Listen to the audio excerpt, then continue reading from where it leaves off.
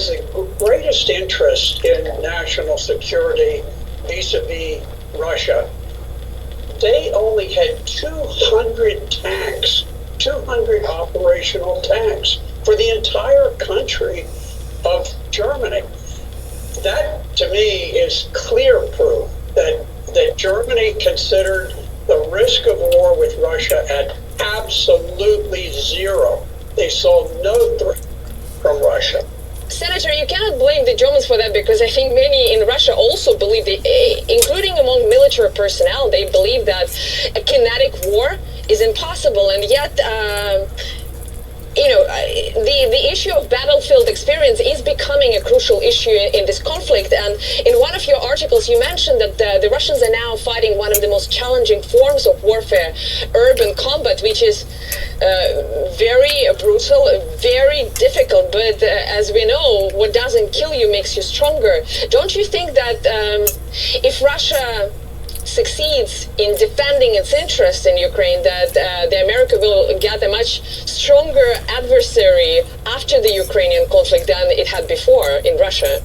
Combat experience makes a great deal of difference. When you talk about urban combat, it is a very bloody type of combat. I spent time in Syria, spent time with the Syrian forces, who I supported very much against the terrorists that were invading, and there's a tremendous amount of knowledge that you gain from engaging in urban warfare. We Americans don't have this, and neither do Europeans at this point. Now, I also want to ask you about the difference in diplomatic culture, because I think, well, at least I want to believe that Russian diplomatic culture is far less transactional than some of the Western diplomatic cultures. And there is a belief, almost a mystical belief, that malevolence will sooner or later catch up with you. Actually, I think the Russians also believe that the arc of history is long and it's bending in the right direction, but we just interpret the right direction differently. Do you think our two countries can ever agree to leave and let leave on mutually beneficial and mutually respectful terms? I certainly hope so.